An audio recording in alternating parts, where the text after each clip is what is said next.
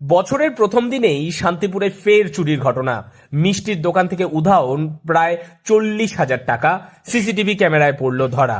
বছরের প্রথম দিনেই ফের চুরির ঘটনায় চাঞ্চল্য ছড়ালো শান্তিপুর শহরে। এবার চুরি শহরের শ্যামবাজার এলাকায় একটি প্রসিদ্ধ মিষ্টির দোকানে। দোকানের ড্রয়ার থেকে প্রায় 40,000 টাকা চুরি করে চম্পট দেয় দুষ্কৃতীরা। গোটা ঘটনার সিসিটিভি ফুটেজ সামনে আসতেই নড়েচড়ে বসে পুলিশ। ঘটনা ঘটেছে এক সপ্তাহ আগে। আচ্ছা, এবার আমাদের পেমেন্টের টাকা আমাদের দোকানে ড্রয়ারে থাকে। এবার গতকালকে বাবার একজনকে পেমেন্ট টাকাটা এখানে রাখা ছিল 40,000 টাকা এক জায়গায় গোছ করে ড্রয়ারের নিচে। এবার সেখানটায় টাকাটা একজনকে দিতে গিয়ে পেমেন্ট করতে গিয়ে দেখে যে টাকাটা নেই। আচ্ছা, এবার সেই টাইমে গিয়ে তখন আমাকে বাবা ফোন করে বলে এই ব্যাপার।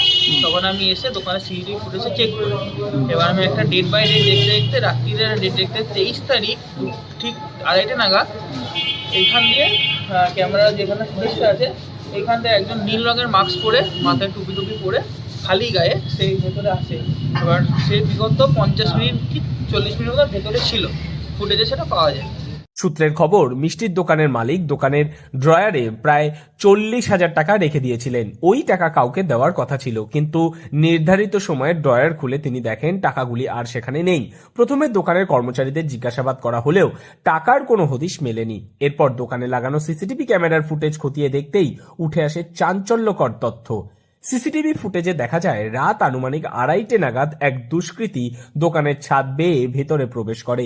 এরপর সে সোজা ড্রয়ারের দিকে গিয়ে টাকা নিয়ে দ্রুত দোকান ছেড়ে পালিয়ে যায়।